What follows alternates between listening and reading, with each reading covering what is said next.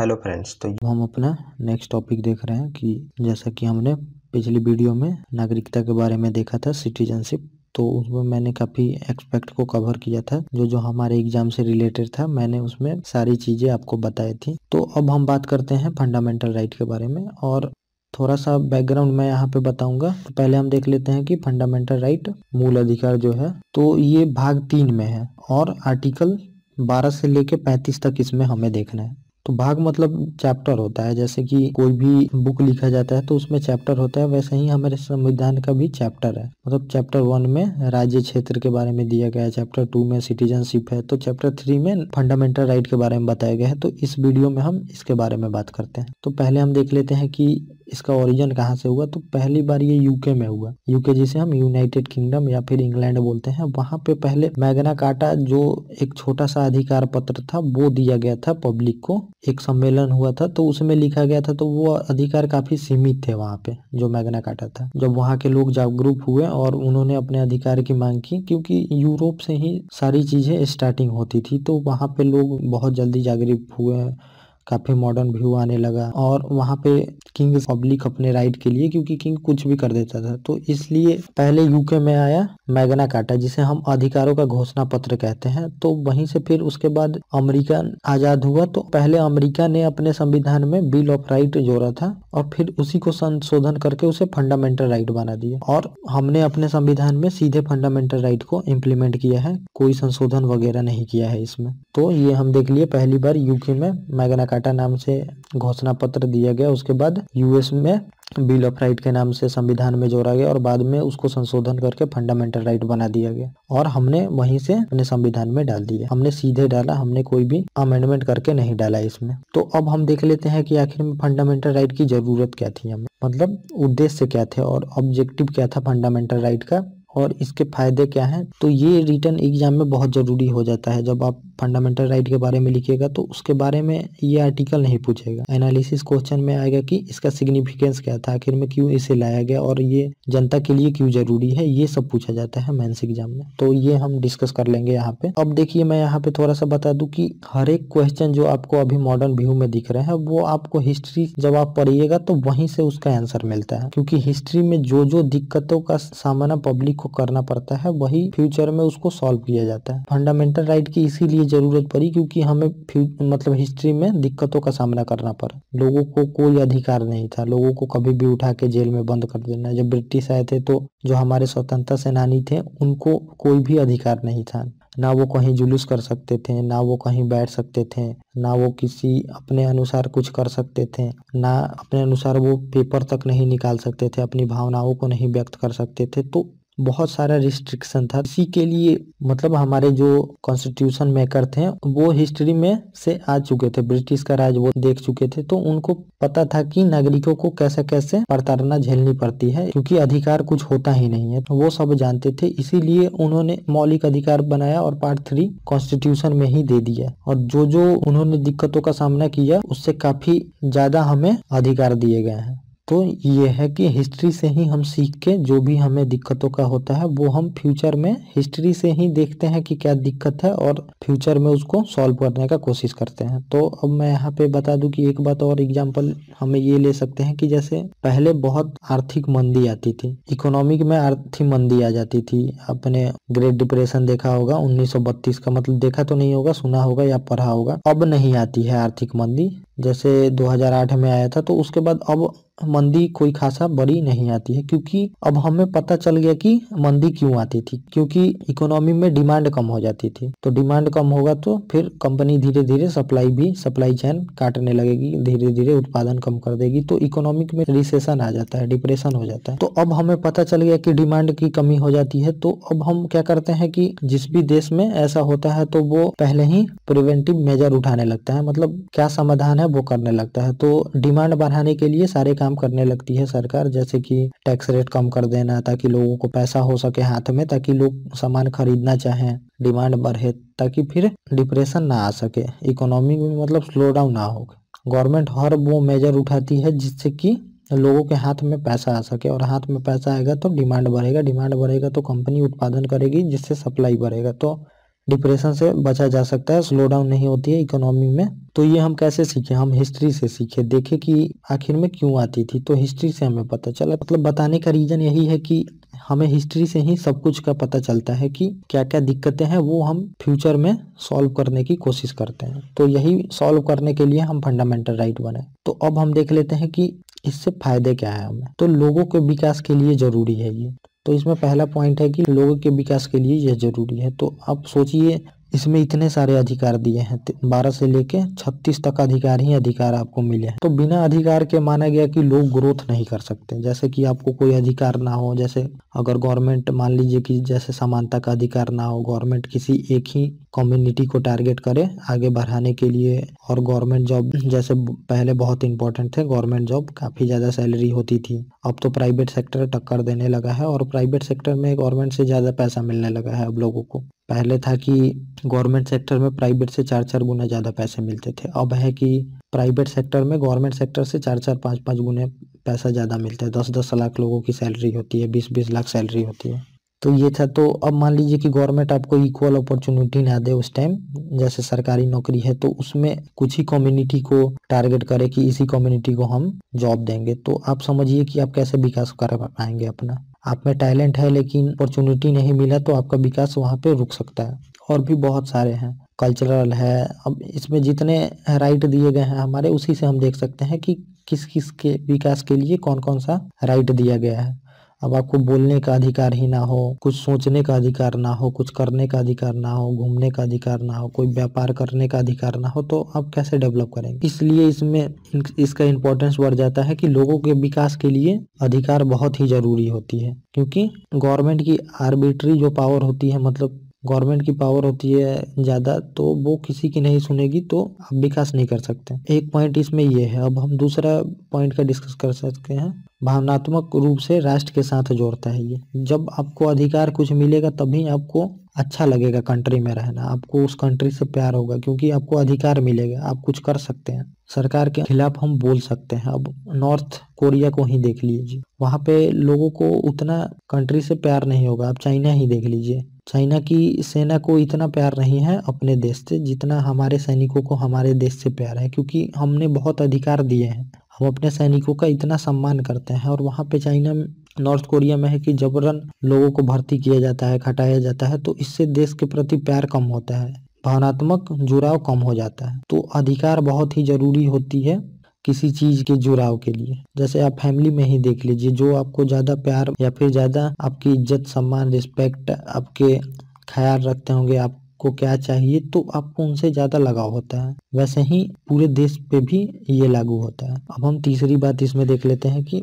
राज्य जो है उस पे निरंकुशता से रक्षा करता है। तो अब ये जो राइट होते हैं हमारे, ये लिख दिए गए हैं, और इससे हमारी जो सरकार है उसके पावर पे लगाम लगाती है ये।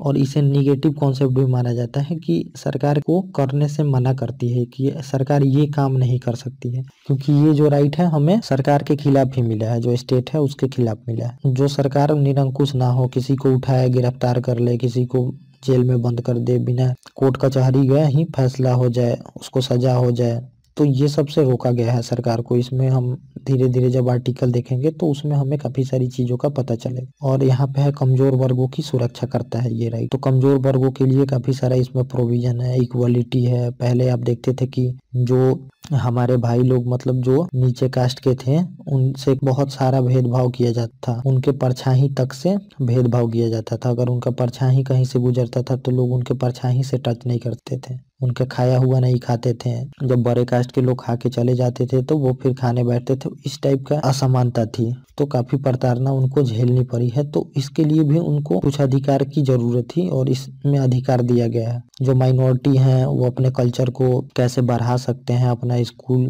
संस्था खोल सकते हैं, उसमें पढ़ा सकते हैं अपने कल्चर के बारे में, अपने धर्म के बारे में, तो ये सब काफी दिया गया है। तो कमजोर वर्गों के लिए इसमें बहुत सारा प्रोविजन है। तो इसके कुछ इंपॉर्टेंस थे जो मैंने आपको बताया। अब हम देखेंगे कि अब ये जो अधिकार है ये हमें दिया गया है, क्या इसमें मतलब सरकार इसको ले भी सकती है, इसमें अमेंडमेंट हो सकता है। जो अधिकार मान लीजिए कि कॉन्स्टिट्यूएंट असेंबली ने दे दिया हमें बना के संविधान में, तो क्या यह सरकार ले सकती है?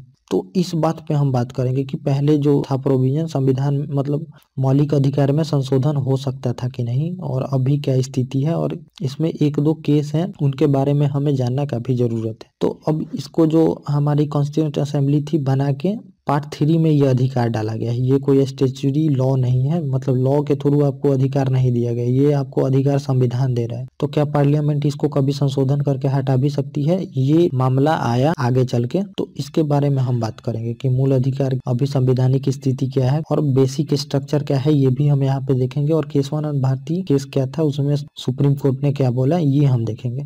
तो बात अब थी कि संविधान में मतलब मूल अधिकार और संशोधन में लड़ाई है, और ये लड़ाई आप मान लीजिए कि जैसे पार्लियामेंट और सुप्रीम कोर्ट की लड़ाई यहाँ से स्टार्ट होती है, क्योंकि अधिकार दिए गए थे। तो क्या पार्लियामेंट इसको छीन भी सकती है? तो पार्लियामेंट छीन सकती है, मतलब कि स्टेट इसको ले सकती है, ये अधिकार जो हमें मिला है, इसको लेके लड़ाई शुरू हुआ। अब हम कुछ कहानी के थ्रू इसको समझेंगे कि क्या क्या हुआ और कैसे कैसे ये कहानी आगे बढ़ेगी, ताकि आपको काफी अच्छे से समझ में आए इस टॉपिक के बारे में। अब हम देखते हैं कि जो आर्टिकल 13 है फंडामेंटल राइट का हमारा, उसमें लिखा गया है कोई भी ऐसी विधि जो एफआर मतलब फंडामेंटल राइट को, हमारे मौलिक अधिकार को कम या समाप्त करे, उसको अवैध घोषित कर दिया जाएगा। तो ये लिख दिया गया था कॉन्स्टिट्यूंट असेंबली द्वारा जो हमारा संविधान बनाई थी, कि अगर ऐसा कोई भी लॉ या विधि मतलब कानून बनता है जो कि फंडामेंटल राइट को कम करे या फिर उसका वायलेशन करे, तो उसे समाप्त कर दिया जाएगा। अब संसद के पास डायलेमा आ गया, मतलब कि द्वंद्व आ गई कि अब वो क्या करे, क्योंकि बात थी उस टाइम की जब हमारा देश आजाद हुआ था तो प्रॉपर्टी का अधिकार था। आर्टिकल 31 जब हम देखेंगे उसमें प्रॉपर्टी का अधिकार दिया गया है लोगों को, कि कोई भी अपना प्रॉपर्टी होल्ड करके रख सकता है जितना भी है उसका। उस टाइम ये आया कि अब जो सारी जो जमीन वगैरह थी तो वो जमींदार के पास थी, और देश में ग्रोथ करना है तो जमीन की जरूरत थी सरकार को। रोड वोड बनाने के लिए सरकार को जमीन चाहिए, रेलवे का लाइन बिछाना था, काफी एरिया में डेवलपमेंट करना था। अब ये फंडामेंटल राइट था, इस बात को लेकर बहुत छिड़ गई कि क्या सरकार रिफॉर्म करने के लिए फंडामेंटल राइट ले सकती है लोगों की। इसी बात को लेके अब सुप्रीम कोर्ट और पार्लियामेंट से लड़ाई चलेगा। यहाँ पे सुप्रीम कोर्ट मना करेगा कि नहीं ले सकते, पार्लियामेंट बोलेगी हम ले सकते हैं, इसी की लड़ाई है। तो अब हम देखते हैं कि क्या क्या इसमें बातें हैं और क्या क्या हमें समझनी चाहिए। तो आर्टिकल 13 आप देख लिए, और यहीं पे हम देख लेते हैं आर्टिकल 368। संसद संविधान के किसी भी भाग में संशोधन कर सकती है, आर्टिकल 368 में लिखा है। तो 368 आप जानते होंगे कि संविधान संशोधन 368 द्वारा ही होता है। और यहीं पे देख रहे हैं आप लिखा गया है कि कोई भी ऐसी विधि नहीं बना सकती जो कि फंडामेंटल राइट को कम या फिर समाप्त करे। और यहीं पे लिखा गया है कि पार्लियामेंट किसी भी संविधान के भाग को अमेंडमेंट कर सकती है। तो यही बात अभी उठ के आई कि दोनों में से पावरफुल कौन है, या 13 पावरफुल है या कि 368 में ज्यादा पावर है, और गवर्नमेंट को लैंड के लिए इसमें संशोधन करना ही था। तो अब पार्लियामेंट क्या की संशोधन कर दी इसमें फंडामेंटल राइट में हमारे, और लैंड के लिए जो 31 आर्टिकल था और 19F में भी था उसको अमेंड कर दिया पार्लियामेंट ने। 31 आर्टिकल संपत्ति रखना आपका एफआर जो है डेवलपमेंट के लिए, उसको संशोधन कर दिया, और भूमि अधिग्रहण लैंड एक्वाजिशन एक्ट बना दिया गया यहाँ पे, फर्स्ट अमेंडमेंट 1951 द्वारा। और यहाँ पे क्या किया गया कि एक आर्टिकल भी जोड़ा गया 31A। तो मैंने पहले बताया था कि जब ए लिखा रहे तो समझिए अपने आप में वो आर्टिकल होता है, अगर कैपिटल में लिखा रहे ABC थे। और यहाँ पे लिख दिया गया कि वो रद्द नहीं होगा, फंडामेंटल राइट का उल्लंघन भी करता है तो उसको सुप्रीम कोर्ट रद्द नहीं कर सकती है, ये लिख दिया गया 368 द्वारा संशोधन करके। तो अब मैं यहाँ पे ये भी बात बता दूं कि इसमें हुआ कि पार्लियामेंट अमेंड तो कर दिया मतलब फंडामेंटल राइट को, जो कि अभी 13 में लिखा था कि ऐसा नहीं कर सकती, और 368 में लिखा था कि संसद संविधान के किसी भाग में संशोधन कर सकती है। तो ये ऐसे नहीं लिखा था, 368 में यही लिखा गया है, प्रोसीजर दिया गया है कि कैसे संशोधन हो सकता है, लेकिन इसमें ये नहीं लिखा गया था कि संशोधन कौन कर सकती है, मतलब किसको पावर है। तो ये केस जाएगा अभी सुप्रीम कोर्ट में, उसमें मैं थोड़ा सा बताऊंगा आपको। और इसी में क्या किया गया कि आर्टिकल 31B भी डाला गया, 31A भी आया, अगर कृषि के लिए मतलब कोई भी जमीन वगैरह सरकार लेती है, क्योंकि सारी जमीनें बड़े बड़े जमींदारों के पास थी, छोटे जमींदारों के लिए जमीन की जरूरत थी उनके खेती के लिए, क्योंकि उस टाइम बहुत भूखमरी होती थी, सरकार के पास खेती नहीं था, वो लोग करते थे अपने मर्जी का जो भी करना होता था, तो वो भी लेना जरूरी था। और हमें डेवलपमेंट के लिए भी जमीन की जरूरत थी, जो भी काम थे, तो बिना जमीन के कोई कोई भी काम नहीं हो सकता। तो इसमें 31B भी डाला गया और 9वीं अनुसूची भी जोड़ी गई, क्योंकि उन्हें पता था कि ये सुप्रीम कोर्ट में जाएगी, तो क्यों उन्हें पहले ही हम 9वीं अनुसूची वो जोड़ दिए और उसमें बोल दिया कि जो भी कानून इसमें डाल दिया जाएगा उसका जुडिशियल रिव्यू नहीं होगा, न्यायिक पुनर्वलोकन। तो अब मैं न्यायिक पुनर्वलोकन थोड़ा सा बता दूं यहाँ पे कि जैसे अगर कार्यपालिका या फिर विधायिका कोई कानून बनाती है तो उसको न्यायपालिका चेक कर सकती है कि क्या यह संविधान के तहत है कि नहीं, और अगर नहीं है तो उसको नल एंड वॉइड मतलब रद्द कर देती है। तो इसको डाल दिया इसमें 9th शेड्यूल में, जुडिशियल रिव्यू इसमें नहीं हो सकता अगर ऐसा कोई संशोधन होता है तो। और 9th शेड्यूल बना दिया ताकि उसमें डाल देने पे न्यायपालिका इसको चेक ना कर सके अगर उल्लंघन करता भी है तो। अब हुआ क्या इसमें आगे देखते हैं हम। हुआ ये कि अब ये जो अमेंडमेंट हुआ तो ये चैलेंज हो गया शंकरी प्रसाद केस में, और ऐसा ही रिलेटेड एक और संशोधन हुआ था, एक ही जैसा था 1965 में। तो ये दोनों केस मिला के चैलेंज हो गया सुप्रीम कोर्ट में, और सुप्रीम कोर्ट ने यहाँ पे क्या बोला कि 368 ज्यादा पावरफुल है 13 से, मतलब पार्लियामेंट ऐसा अमेंडमेंट कर सकती है जो हमारे फंडामेंटल राइट को कम कर दे या फिर हटा दे। तो अब यहाँ पे पार्लियामेंट खुश हो गई कि हाँ ऐसा हम कर सकते हैं। अब यहाँ पे पार्लियामेंट खुश हो गई कि हमारी पावर ज्यादा है सुप्रीम कोर्ट से और हम संशोधन कर सकते हैं इसमें। अब ऐसे ही बहुत सारा एक्ट पास होने लगा, लैंड से लेके मतलब बहुत ज्यादा यहाँ पे लगने लगा कि ऐसा तो नहीं हो रहा है कि जिसलिए हमने फंडामेंटल राइट बनाया है कि उसे धीरे धीरे कम किया जा रहा है। तो फिर क्या हुआ कि फिर इसको केस फिर से फाइल किया गया कि अब सुप्रीम कोर्ट से बोला गया कि सर ऐसे तो धीरे धीरे गवर्नमेंट सारा हमारा फंडामेंटल ही राइट कम कर देगी या फिर छीन लेगी, तो आखिर में इसको बनाया ही क्यों गया, और पार्ट 3 में है तो क्या इसको पूरी तरह से समाप्त भी किया जा सकता है। ऐसे ऐसे सवाल उठने लगे सुप्रीम कोर्ट के पास। तो ये केस फाइल हुआ, मतलब एक और केस आया गोलकनाथ का, तो इसमें यही सवाल पूछा गया था। इस केस में सुप्रीम कोर्ट भी समझ में आने लगी कि जो पार्ट 3 बनाया गया था कहीं इसको पार्लियामेंट खत्म ही ना कर दे या फिर कम ना कर दे बहुत, जो कि काफी इम्पोर्टेंट था लोगों के विकास के लिए। ये सब हमने ऊपर बात की है। तो इस केस में जो गोलकनाथ केस 1967 में आया, इसमें 11 न्यायाधीश थे, और जो ऊपर का केस था इसको उलट दिया गया और इसमें बोला गया कि आर्टिकल 368 के तहत पार्लियामेंट फंडामेंटल राइट में संशोधन नहीं कर सकती। तो ये काफी बड़ा केस था। अब यहाँ पे बिल्कुल पार्लियामेंट की शक्ति ही ले ली गई। और इसी केस में, गोलकनाथ केस में, सुप्रीम कोर्ट ने बोला कि शंकरी प्रसाद बेंच से कि अपने कैसे ये ऑर्डर दे दिया कि 368 में प्रोसीजर लिखा गया है, इसमें ये नहीं लिखा गया कि आखिर में पावर किसके पास है संशोधन करने की। तो इस वजह से पिछली केस को गोलकनाथ में उलट दिया गया और बोला गया कि पार्लियामेंट 368 के तहत फंडामेंटल राइट में संशोधन नहीं कर सकती या फिर वो किसी भी पार्ट में संशोधन नहीं कर सकती, ऐसा बोला गया था। अब यहाँ पे देख लीजिए कि अब पार्लियामेंट ऐसे एंग्री हो गया पूरा कि ऐसे कैसे बोल सकते हैं, ये तो सुप्रीम कोर्ट अपने अंडर पावर ले लिया, मतलब अब यहाँ पे ज्यादा पावरफुल सुप्रीम कोर्ट हो गया है। अब यहाँ पे क्या कि पार्लियामेंट की फिर से संशोधन कर दी और 24वां संशोधन द्वारा 13(2) जोड़ा गया इसमें फंडामेंटल राइट में।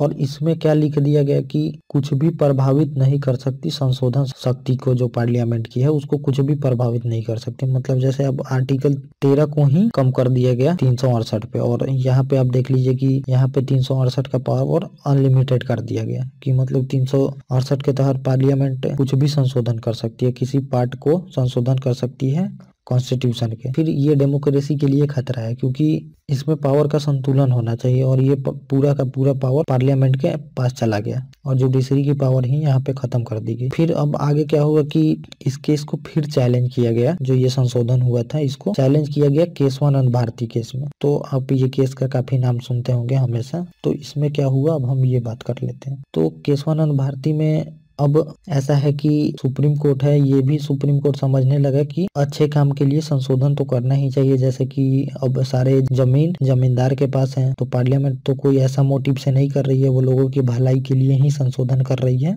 तो अब इसमें सुप्रीम कोर्ट को कोई रास्ता निकालना था ताकि लोगों का भलाई भी हो सके और जो हमारे अधिकार है वो प्रभावित भी ना हो। ये फैसला जो 11 बेंच बैठी थी इसमें 7-6 से फैसला दिया गया और इसी में बुनियादी संरचना का, बेसिक स्ट्रक्चर का फैसला दिया गया कि सुप्रीम कोर्ट भी चाहती थी कि पार्लियामेंट संशोधन तो कर ही सके क्योंकि पार्लियामेंट ही तो संशोधन कर सकती है और कौन कर सकता है 368 के तहत। इसमें बोला कि संशोधन कर सकती है पार्लियामेंट संविधान के किसी भी भाग में। तो ये काफी लैंडमार्क जजमेंट माना जाता है। इसमें बोला गया कि पार्लियामेंट मतलब संसद संविधान के किसी भी भाग में संशोधन कर सकती है लेकिन संविधान के बेसिक स्ट्रक्चर में संशोधन नहीं कर सकती। मतलब जो हमारे संविधान का बेसिक स्ट्रक्चर है उसको डिस्ट्रॉय नहीं किया जा सकता। यह बताया नहीं कि बेसिक स्ट्रक्चर क्या है और इसमें ये भी नहीं बताया कि बेसिक स्ट्रक्चर क्या है। तो आप समझ सकते हैं कि सुप्रीम कोर्ट ने ये पूरा का पूरा गेम अपने अंडर में कर लिया, ताकि अगर हम पार्लियामेंट ऐसा कोई भी कानून पास करती है तो हम बेसिक स्ट्रक्चर का हवाला देके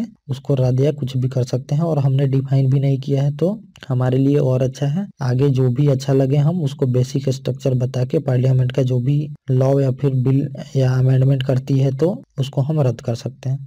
तो अब बेसिक स्ट्रक्चर मतलब यहाँ पे मैं थोड़ा सा बता दूं। बेसिक स्ट्रक्चर मतलब समझ लीजिए कि जिसमें हमारा संविधान का ढांचा टिका हुआ है, जैसे बड़े बड़े वर्ड हैं इसमें जो, वो है बेसिक स्ट्रक्चर। जैसे इक्वालिटी है, सेकुलर है, मतलब जो भी बड़े चीज है वो समझ लीजिए बेसिक स्ट्रक्चर है। जैसे कि आप समझ लीजिए कि अगर आप खीर बनाते हैं तो अगर उसमें चावल ही ना हो तो वो खीर नहीं कहलाएगी। वैसा ही है कि अगर ये हमारा संविधान है उसमें कुछ वर्ड ना हो तो ये संविधान जैसा उन्होंने सोचा था वो संविधान नहीं होगा। ये बेसिक स्ट्रक्चर दिया गया। तो जो भी समानता, जुडिशियल रिव्यू, ये सब जो चीजें हैं तो इसको बेसिक स्ट्रक्चर माना गया। और इसमें जुडिशरी आने वाले टाइम में धीरे धीरे डिफाइन करते जाएगी कि क्या क्या हमारे संविधान का बेसिक स्ट्रक्चर है। मतलब जुडिशरी जो है न्यायपालिका ने बताया भी नहीं है इसको, कि बस यही वर्ड जुडिशियल रिव्यू के अंडर में आते हैं।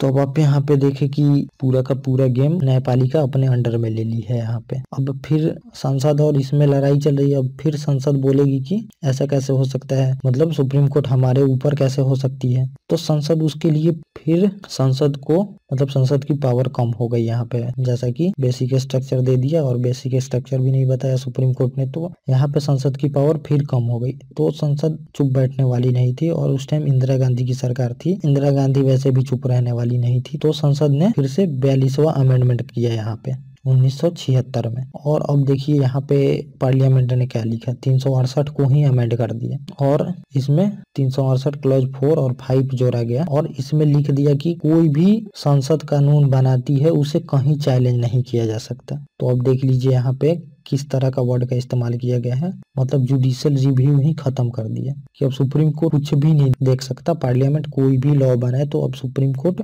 उसको नहीं देख सकती और उसमें चैलेंज नहीं किया जा सकता। तो अब ये देखिए यहाँ पे पार्लियामेंट खुश हो गई ये लॉ बना के कि हम पावरफुल ज्यादा हो गए सुप्रीम कोर्ट से। तो ये पार्लियामेंट अब हंस रही है। तो अब ये लिखा गया तो मतलब अब पूरा पावर ही यहाँ से समझिए कि डेमोक्रेसी के लिए ये खतरा था। पार्लियामेंट ऐसा कोई भी लॉ पास कर सकती है जैसा ब्रिटिश हमारे साथ करते थे इतिहास में, कोई अधिकार नहीं, कुछ भी नहीं, वैसे फिर हमारा हाल हो जाता। तो इसको फिर चैलेंज किया गया यहाँ पे मिनर्वा मिल्स केस जो 1980 का है। अब इसमें सुप्रीम कोर्ट ने क्या बोला ये हम देख लेते हैं। तो ये जो 4 और 5 आर्टिकल जोड़ा था उसको रद्द कर दिया सुप्रीम कोर्ट ने, और यहीं पे बोला कि जुडिशियल रिव्यू बेसिक स्ट्रक्चर है संविधान का। तो जो केशवानंद भारती में बेसिक स्ट्रक्चर का सिद्धांत दिया था, तो अब इस बोल दिया कि जुडिशियल रिव्यू मतलब कि न्यायिक पुनर्लोकन संविधान का बेसिक स्ट्रक्चर है, बुनियादी संरचना है। और इसी केस में कोर्ट ने बोला था कि और भारत में कुछ भी जुडिशियल रिव्यू के अंडर आता है। तो भारत में जो भी पार्लियामेंट या फिर कुछ भी हो तो आप इसमें समझ सकते हैं कि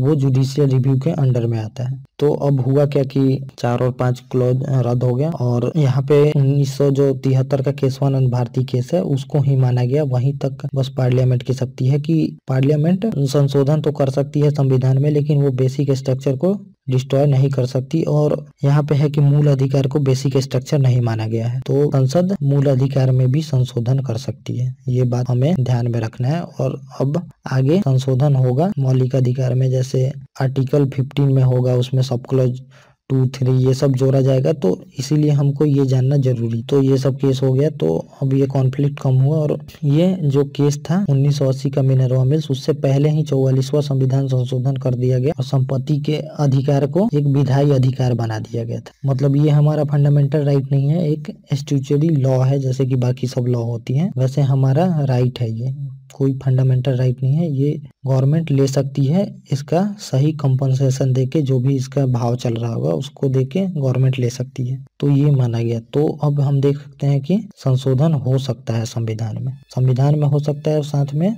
मतलब संशोधन हो सकता है मौलिक अधिकार में, ये बताना था मुझे। तो ये लड़ाई थी पार्लियामेंट और सुप्रीम कोर्ट की, जो कि यहाँ पे खत्म हुई बेसिक स्ट्रक्चर के साथ में। पार्लियामेंट सब तो संशोधन कर सकती है लेकिन बेसिक स्ट्रक्चर को डिस्ट्रॉय नहीं कर सकती। और जब मैं आपको कॉन्फ्लिक्ट कॉन्फ्लिक्ट बिटवीन डीपीएसपी और फंडामेंटल राइट पढ़ाऊंगा, राज्य के नीति निर्देशक तत्व और मौलिक अधिकार। उसमें मैं बहुत अच्छे से क्लियर करूंगा इस केस के बारे में। इसमें बहुत सारा चीज और भी हुआ था, तो उसमें हम काफी कोरिलेट करके देखेंगे। मैंने तो बस यहाँ पे थोड़ा सा ओवरव्यू दिया कि फंडामेंटल राइट में अमेंडमेंट हो सकता है कि नहीं, तो आप उस वीडियो में बहुत अच्छे से देखेंगे। और क्लासिफिकेशन देखते हैं मूल अधिकारों का। तो इसमें पहला क्लासिफिकेशन है समानता का अधिकार है 14 से 18 तक। हमारे संविधान में 14 से 18 जो आर्टिकल है ये समानता से रिलेटेड है। और स्वतंत्रता का अधिकार है 19 से 21 तक। मतलब कि ये क्लासिफिकेशन बताया गया है कि यहाँ से यहाँ तक के आर्टिकल में हमें स्वतंत्रता दी गई है, बोलने की, कुछ करने की, सोचने की।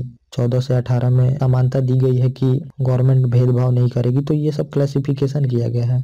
और तीसरा इसमें दिया है शोषण के विरुद्ध अधिकार 23 और 24, धर्म की स्वतंत्रता 25 से 28 तक, संस्कृति का अधिकार 19 से 30 तक दिया गया है। इसमें ये क्लासिफिकेशन किया गया है। तो अब हम इसको देखेंगे। और जो इसमें छठा जो है संपत्ति का अधिकार था हमारा, जो कि 31 आर्टिकल था, इसको समाप्त कर दिया गया है। तो आर्टिकल 21 को 44वें संविधान संशोधन 1978 द्वारा हटा के इसे एक विधिक अधिकार बना दिया गया है। 300 क में इसको रख दिया गया है। तो ये आपका फंडामेंटल राइट नहीं है, साधारण राइट है ये। और सातवां है इसमें संवैधानिक उपचारों का अधिकार, जो आर्टिकल 32 होता है, जिसके थ्रू हम इन सब अधिकार के लिए सुप्रीम कोर्ट में जा सकते हैं और सुप्रीम कोर्ट इन अधिकार को अगर हमारा हनन होता है तो रीस्टोर करेगी। तो अब हम देखते हैं अपने मतलब आर्टिकल जो भी है उसको अब हम धीरे धीरे सारे आर्टिकल को देखते चलेंगे, डिस्कशन करते चलेंगे और उनके बारे में जानते चलेंगे यहाँ पे। तो पहला आर्टिकल है अनुच्छेद 12। तो इसमें सिंपली कुछ नहीं दिया गया है, इसमें डिफिनीशन दिया गया है कि आखिर में जो मैंने आपको पहले बताया था कि फंडामेंटल राइट स्टेट के खिलाफ है, मतलब सरकार के खिलाफ है। तो इसमें यही बताया गया है कि जो खिलाफ है उसमें कौन कौन आता है। तो राज्य में जो स्टेट है उसमें किस किस को जोड़ा जाता है, इसमें ये बताया गया है कि किस किस के विरुद्ध हमें ये अधिकार मिला है। आप सिंपली ये समझ सकते हैं। तो इसमें देखिए राज्य की परिभाषा, क्योंकि यह राज्य के खिलाफ है तो ये मैंने यहाँ पे लिख भी दिया है ताकि आपको जब भी रिवीजन करें तो ये सब बिल्कुल चीजें लिखी होनी चाहिए। नहीं तो आप कोई भी चीज पढ़ लीजिए, कितना भी वीडियो देख लीजिए, एक हफ्ते बाद उसमें से कुछ याद नहीं रहता। ये मैं चैलेंज देता हूँ आपको। तो इसीलिए बिल्कुल सारी चीजें लिखी होनी चाहिए। और इसमें अब राज्य कौन कौन सा है ये हम जान लेते हैं। कार्यकारी, विधायी, मतलब कि जो सेंट्रल गवर्नमेंट है वो हुई, संसद हुई हमारी, और राज्य में भी जो स्टेट गवर्नमेंट है वो हुई, और जो स्टेट लेजिस्लेचर है, राज्य विधानसभा, राज्य विधान परिषद। तो जो भी हम सरकारी चीजें देखते हैं उनके विरुद्ध में ही है। और वैधानिक, जैसे कोई लॉ बना के कोई स्टैट्यूट उनको बना देती है गवर्नमेंट, कोई अथॉरिटी, तो उनके विरुद्ध भी है। और गैर संवैधानिक निकाय के भी विरुद्ध है, जैसे सेल गेल ये कंपनी होती है सरकारी कंपनियां, तो इनके विरुद्ध भी हमें ये अधिकार मिला है। जो भी सरकार से रिलेटेड है और सरकार से जुड़ी हुई है तो उनके विरुद्ध ये हमें मिला है अधिकार। तो अब हम देख लेते हैं आर्टिकल 13 को कि 13 में क्या दिया गया है। तो उल्लंघन वाला कोई भी कानून या कोई भी लॉ हो, उसे मतलब अमेंडमेंट हो तो उसे शून्य घोषित कर सकती है हाई कोर्ट और सुप्रीम कोर्ट। तो इसमें यही बताया गया है जुडिशियल रिव्यू के बारे में। तो जुडिशियल रिव्यू हम पहले बात कर चुके हैं कि जैसे कोई भी लॉ लेजिस्लेचर बनाती है, मतलब विधायिका या कार्यपालिका, तो उसको सुप्रीम कोर्ट या हाई कोर्ट चेक कर सकती है क्या यह लॉ सही है कि नहीं। इसी को हम जुडिशियल रिव्यू बोलते हैं नॉर्मली। तो आर्टिकल 13 के बारे में हम काफी अच्छे से डिस्कशन कर चुके हैं पहले। आर्टिकल जो 13(1) है इसमें कुछ सिद्धांत दिए गए हैं। तो जो कॉन्फ्लिक्ट हो रही थी उसको, जो डीपीएसपी और फंडामेंटल राइट में, तो कुछ सिद्धांत दिया गया है इसमें कि कैसे दोनों में संतुलन बना के चला जा सकता है। तो वही कुछ संतुलन मतलब जो सिद्धांत है हम देख लेते हैं यहाँ पे। भूतलक्षी अभाव का सिद्धांत, डॉक्ट्रिन ऑफ नो रेट्रोस्पेक्शन। तो इसमें मतलब यही बताया गया है कि संविधान के पहले की विधियां अगर हनन करती है तो उसको शून्य घोषित किया जाएगा। तो जैसे कि ब्रिटिश सरकार काफी सारे लॉ बनाए हैं तो उनको भी हम इम्प्लीमेंट करके चलते ही हैं। जैसे कि आईपीसी अधिकार है हमारी, तो आईपीसी इंडियन पीनल कोड के तहत बहुत सारे उसमें लॉ हैं, तो उसी की तरह सजा का प्रावधान है। तो ऐसा कोई भी लॉ होता है जो कि पहले से है और वो हमारे मौलिक अधिकार का अगर हनन करता है तो उसको शून्य घोषित कर देगी सुप्रीम कोर्ट या हाई कोर्ट। तो इसमें यह सिद्धांत बताया गया है। और इसमें दूसरा सिद्धांत है पृथक का नियम, मतलब पृथकता का नियम, सोवरेबिलिटी। तो फिर इसमें बताया गया है केवल को शून्य जो भाग हनन करते हैं। तो ऐसा नहीं है कि सब लॉ को शून्य घोषित कर दिया जाएगा। जो लॉ, जैसे कोई लॉ होता है तो उसमें आर्टिकल आप देखते हैं तो उसमें क्लॉज 1, क्लॉज 2, क्लॉज 3 दिया रहता है।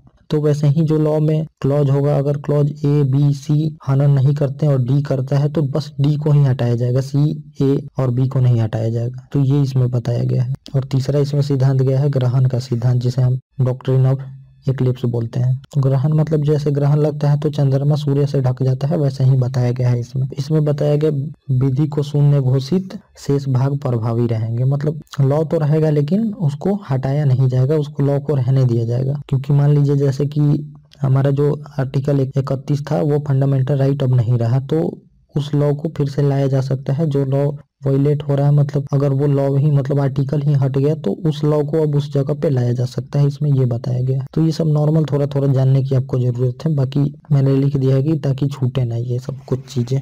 तो 14 को हम देख लेते हैं कि आर्टिकल 14 में क्या है। 14 से 18 तक समानता का अधिकार है ये दे, तो इसमें हम समानता के बारे में जानेंगे।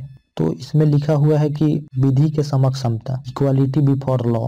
तो इसमें दो कॉन्सेप्ट होता है, ये मैं थोड़ा सा बता दूं आपको कि यूके में फॉलो किया जाता था कि विधि के समक्ष सभी लोग बराबर होंगे। तो जो जैसा कि आपने वो देखा होता है कि कोर्ट में एक स्त्री जो काली पट्टी लगा के खड़ी रहती है तो उनके आगे सभी समान हैं और सब पे एक ही लॉ लगाया जाएगा। ये यूके का कॉन्सेप्ट है और इसको निगेटिव कॉन्सेप्ट माना जाता है, मतलब कोई भी कानून के ऊपर नहीं है। तो इसमें एक्सेप्शन भी है कुछ राष्ट्रपति और राज्यपाल के बारे में, वो जब हम इस टॉपिक को देखेंगे तो उसमें देखेंगे कि सिविल कोर्ट इन पे कुछ दिन पहले बता के ही स्टार्ट किया जाता है। जो तो विधि के समक्ष समता यूके में फॉलो किया जाता है कि आप जो भी हो, आप किसी भी मंत्री, कोई भी पुलिस IAS ऑफिसर, कोई भी हो, नॉर्मल इंसान भी हो, बहुत गरीब भी हो, तो सबके लिए लॉ बराबर है। जो सजा उनको मिलेगी वही सजा कोई बड़ा भी इंसान हो उसको भी मिलेगी। अब हिस्ट्री में ऐसा नहीं था, जो बड़े जमींदार थे उन्हें कम सजा दिया जाता था और जो निजी कास्ट के लोग थे उनको ज्यादा सजा दिया था एक ही क्राइम के लिए। और इसी अनुच्छेद में दूसरी बात है कि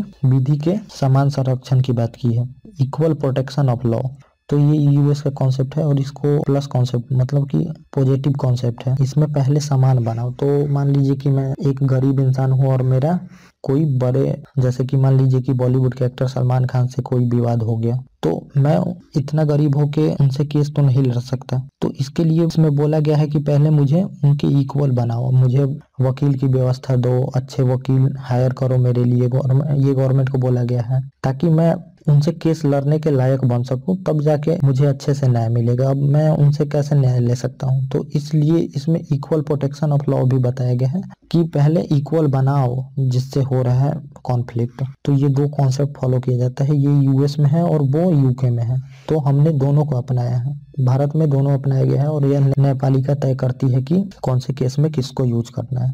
अब रूल ऑफ लॉ होता है कि कार्यपालिका द्वारा सदैव विधि के अनुरूप ही कार्य करना। तो रूल ऑफ लॉ जैसा कि मैंने बता ही दिया कि रूल ऑफ लॉ मतलब रूल बिल्कुल डिफाइन है और सभी को उसी के अनुसार काम करना है। जैसे कि हमारा संविधान बना है तो कार्यपालिका, लेजिस्लेचर, ये सब उसी के थ्रू काम करती है। जो आर्टिकल लिखा गया है, जो बातें उसमें है, और सुप्रीम कोर्ट भी फैसला उसको देख के ही देता है। तो अब हम देख लेते हैं आर्टिकल 15 इसमें। तो इसमें बताया गया है कि डिस्क्रिमिनेशन नहीं होगा, आपसे भेदभाव नहीं किया जाएगा। तो इसमें जाति, धर्म, मूल वंश और लिंग, जन्म स्थान के आधार पर भेदभाव नहीं किया जाएगा किसी से भी। पहले बहुत सारे भेदभाव होते थे, जैसे जाति के नाम पे अलग भेदभाव, मूल वंश, अगर आप कहीं जन्म लिए हैं तो उसके साथ भी भेदभाव किया जाता था, अच्छे धर्म में जन्म लिए हैं तो आपको अच्छा ट्रीटमेंट दिया जाता था। तो इस टाइप की चीजों को यहाँ पे बैंड किया गया है। तो क्लॉज में ये दिया गया है, तो ये आप मान लीजिए कि ये अब्सोल्यूट नहीं है, इसमें पॉजिटिव डिस्क्रिमिनेशन हो सकता है, मतलब सकारात्मक गवर्नमेंट काम कर सकती है। और इसमें सब क्लॉज जो 2 दिया है इसमें लिखा गया है महिलाओं और बच्चों के लिए विशेष प्रावधान कर सकती है सरकार।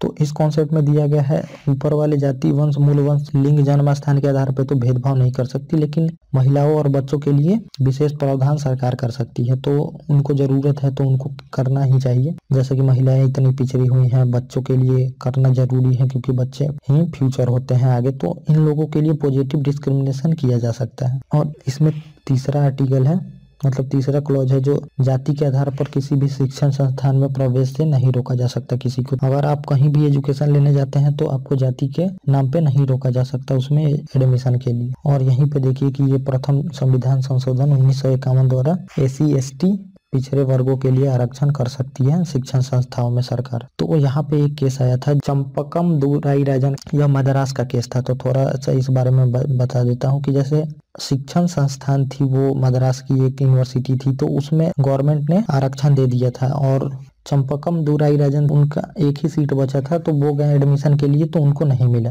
क्योंकि आरक्षित था सीट, तो पहले ही उस पे उनके लिए रिजर्व कर दिया गया था जो वहाँ पे SC ST थे। तो उन्होंने बोला कि ऐसे कैसे हो सकता है कि जाति के, अब तो जाति के नाम पे ही आरक्षण दी जाती है, तो इस पे वो बोले कि जाति के नाम पे कैसे भेदभाव किया जा सकता है। तो ये केस चला गया सुप्रीम कोर्ट में क्योंकि यहाँ पे जाति के नाम पे भेदभाव हो रही थी। अब सुप्रीम कोर्ट के सामने एक ये भी बात आ गई कि ये कैसे हो गया।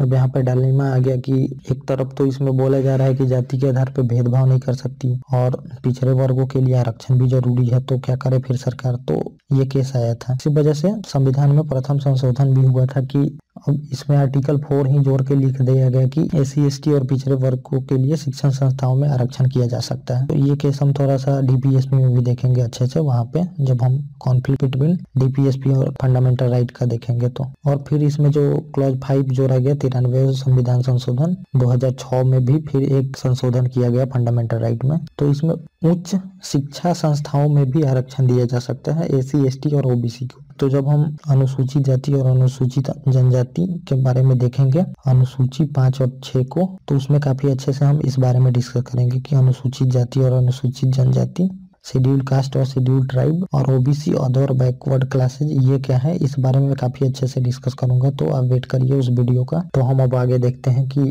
आगे का आर्टिकल क्या है। तो अब हम देखते हैं कि आर्टिकल 16 में क्या है। 16 में है कि रोजगार में अवसर की समानता है। इसमें मतलब जो गवर्नमेंट जॉब है उसमें सभी को समान अवसर मिलेगा और इसमें 7 आधार पे गवर्नमेंट किसी से भेदभाव नहीं कर सकती, ये यहाँ पे दिया गया है। जाति, धर्म, मूल वंश, लिंग, जन्म स्थान, उद्भव, निवास, तो इन आधार पे किसी से भेदभाव नहीं किया जा सकता है कि पब्लिक सरकारी नौकरी है उसमें भेदभाव नहीं किया जा सकता। तो उस टाइम सरकारी नौकरी काफी इंपॉर्टेंट होती थी और ब्रिटिश सरकार बहुत भेदभाव करती थी सरकारी नौकरी में। तो वो जाति, वंश ये सब आधार पे करती थी ताकि इन लोगों के बीच में लड़ाई पैदा कर सके। किसी जाति को दे देती थी एम्प्लॉयमेंट तो दूसरी जाति बोलती थी मुझे क्यों नहीं दिया जा रहा, तो जाति जाति अपने में लड़ने लगते थे। तो इस वजह से बोला गया कि गवर्नमेंट की नौकरी में भेदभाव नहीं किया जाएगा। और इसमें भी एक अपवाद है 16 क्लॉज 3 में कि राज्य निवास के आधार पर भेदभाव कर सकती है। तो इसी के आधार पे देखते हैं कि स्टेट में जो आरक्षण होता है इसी के आधार पे देती है। तो निवास के आधार पे यहाँ पे आरक्षण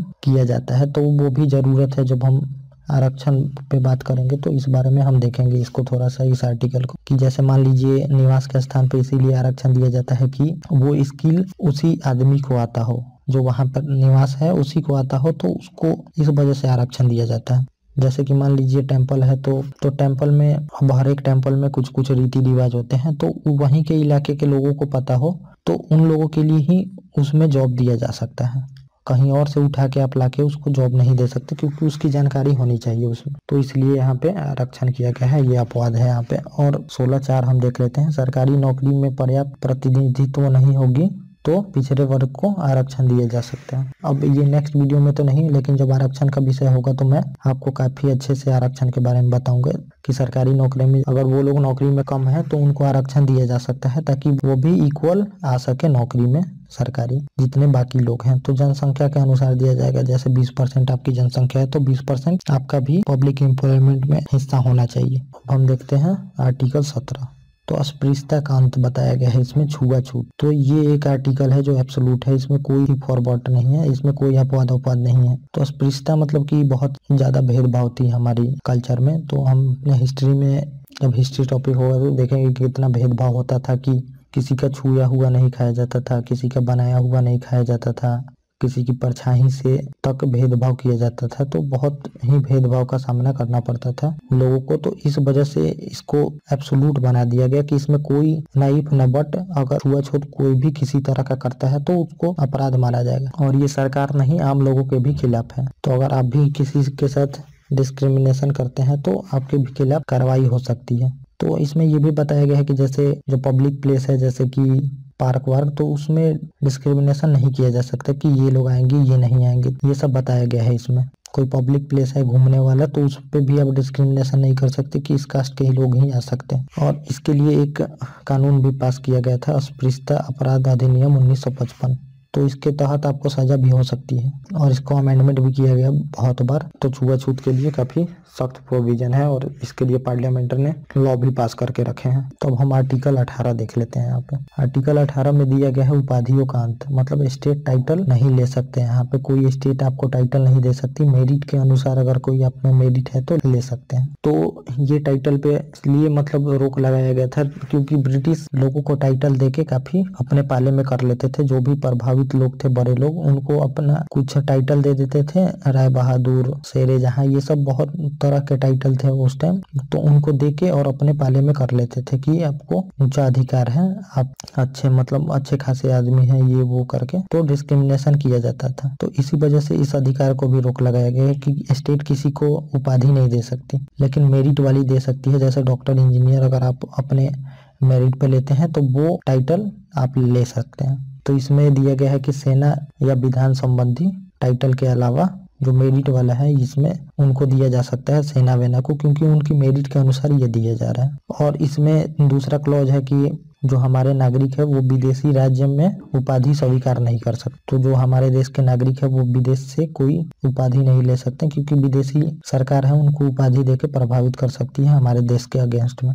और तीसरा क्लॉज है इसमें कि जो भारत का नागरिक नहीं है और राज्य के किसी पद पे है तो वो बिना राष्ट्रपति की अनुमति के विदेश से उपाधि नहीं ले सकता। तो मान लीजिए कोई विदेशी नागरिक है और वो भारत में काम कर रहा है सरकार के तहत, तो वो बिना राष्ट्रपति की अनुमति के और किसी देश में उपाधि नहीं ले सकता, क्योंकि उसको लुभाया जा सकता है किसी काम के लिए। इस सब के लिए इसमें रोक लगाया गया है।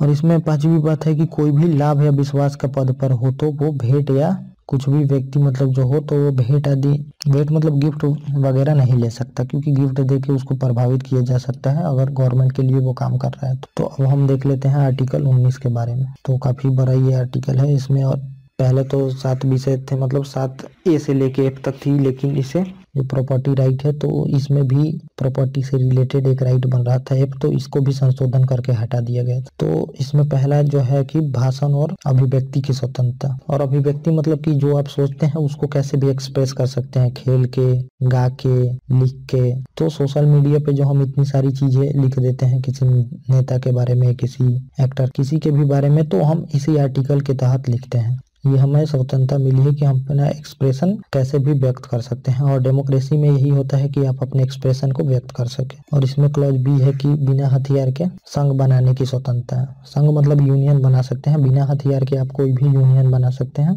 और सी में है 19 क्लॉज सी में कि आप संघ या संगठन बनाने की स्वतंत्रता है। तो इसी के तहत हम पॉलिटिकल पार्टी ये सब बनाते हैं। यहाँ पे पॉलिटिकल पार्टी, NGO वगैरह यही सब मतलब इसी आर्टिकल के तहत बनाया जाता है। और इसमें डी है कि घूमने फिरने की स्वतंत्रता है। तो आप भारत के किसी भी इलाके में कहीं पे भी घूम सकते हैं, लेकिन इसमें कुछ रिस्ट्रिक्शन भी दिया गया है कि देश की अखंडता, पब्लिक ऑर्डर, इस सब के वजह से, हेल्थ वेल्थ के वजह से रोक लगाई जा सकती है। तो आप देखते ही होंगे कि अभी जैसे कोरोना में कर्फ्यू वगैरह लगा दिया जाता है, तो ये सब रीजनल रिस्ट्रिक्शन के वजह से लगाया जाता है ताकि पब्लिक ऑर्डर, हेल्थ, ये सब अच्छे से चल सके। तो आप मतलब देश नॉर्मल टाइम में आप देश के किसी भी जगह पे घूमने के लिए स्वतंत्र है, आपको कहीं नहीं रोका जाएगा। आप जम्मू कश्मीर में जाएं, हिमाचल जहां मन करे वहां पे आप जा सकते हैं। थोड़ा नॉर्थ ईस्ट के स्टेट में इनर लाइन परमिट लेना पड़ता है जाने के लिए, कि आपको गवर्नमेंट को बता के जाना पड़ता है कि आप इतने दिन के लिए ही जा रहे हैं, इस काम के लिए जा रहे हैं। उनका कल्चर काफी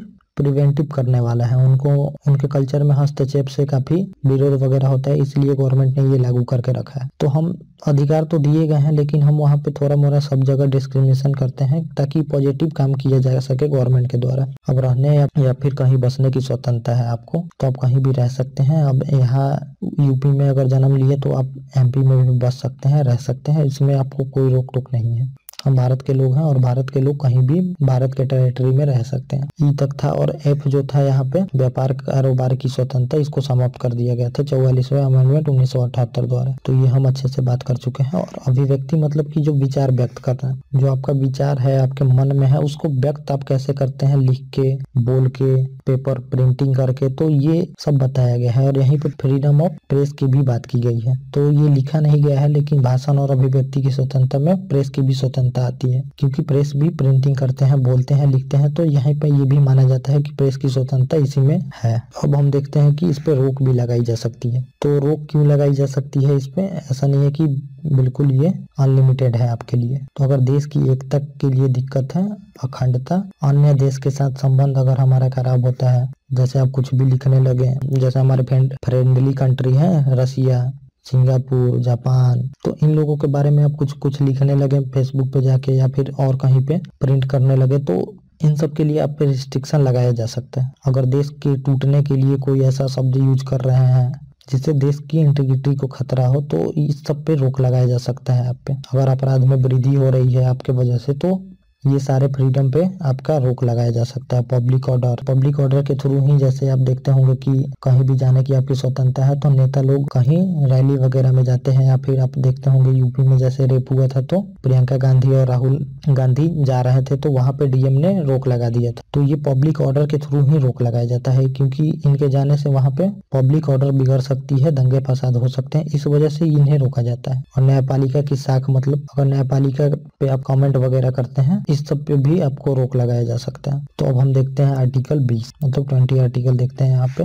कोई भी कानून पूर्व से लागू नहीं हो सकती। तो कानून दो तरह के होते हैं, एक होते हैं क्रिमिनल कानून और एक होते हैं सिविल कानून। तो जो क्रिमिनल कानून है वो जो उस टाइम है, जैसे कि आपने अभी कोई क्राइम किया और उसके तहत आपको फांसी की सजा है, उस टाइम जो है उसी के तहत आपको सजा मिलेगी। अगर कल कानून चेंज होके इसमें कर दिया जाता है कि नहीं फांसी की नहीं 10 साल की सजा होगी, तो ये 10 साल आप पे लागू नहीं होगा। आप जो उस टाइम क्राइम किए थे, उस टाइम फांसी की सजा थी, तो आपको फांसी की ही सजा मिलेगी। और सिविल लॉ में इसमें चेंज किया जा सकता है, उसको पहले से भी लागू किया जा सकता है। तो इस बारे में हम बात कर चुके हैं। और इसमें दूसरी बात है कि एक अपराध के लिए एक ही सजा मिलेगी। तो आपको एक अपराध के लिए 10 सजा नहीं मिलेगी। अगर एक बार आपको सजा मिल गई तो दोबारा नहीं मिल सकती। जैसे कि आप मान लीजिए कि स्कूल में अगर कोई गलती करते हैं, तो स्कूल में टीचर तो पीटते ही हैं, फिर आके अगर घर आते हैं तो घर के लोग भी आपको पीटते हैं। लेकिन यहाँ पे ऐसा नहीं है, अगर स्कूल में सजा मिल गई तो फिर घर पे नहीं मिल सकती। तो ये बात है यहाँ पे। और तीसरी बात है इसमें, खुद के प्रति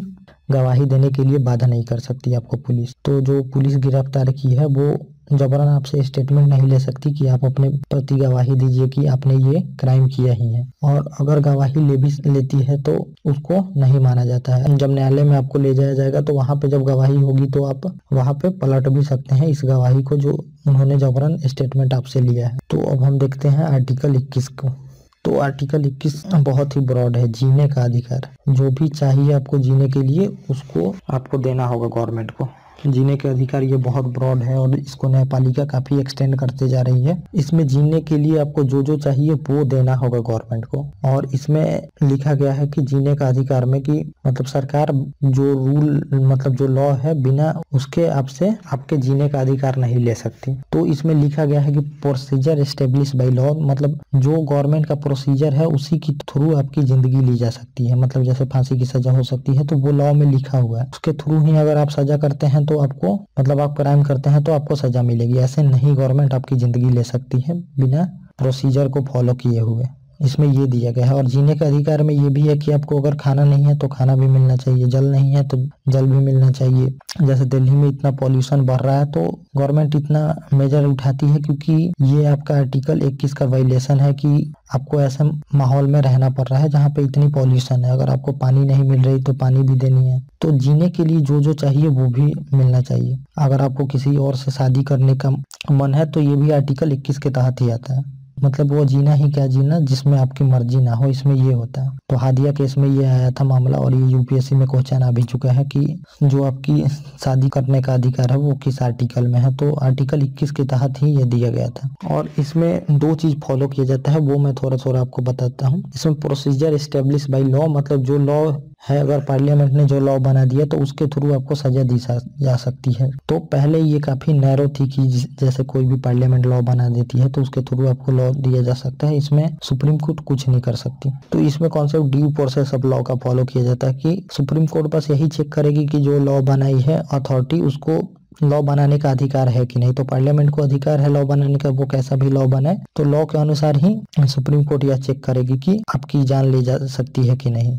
कैसा भी लॉ बना दे पार्लियामेंट, उसके थ्रू ही सुप्रीम कोर्ट फैसला देगी। लेकिन बाद में इस थिंकिंग को चेंज किया गया और इसमें अमेरिका में जो कॉन्सेप्ट फॉलो किया जाता है, प्रोसेस एस्टेब्लिश बाय लॉ, तो इसमें होता था कि कोर्ट ये तो चेक करेगी ही कि किसने लॉ बनाया है और उसको अधिकार है कि नहीं, लेकिन कोर्ट ये भी चेक करेगी कि ये लॉ जो बना है यह सही है कि नहीं। मतलब जो भी लॉ बनाने वाली अथॉरिटी है, अगर वो कोई गलत लॉ बनाती है तो उसको भी supreme court null and void कर देगी।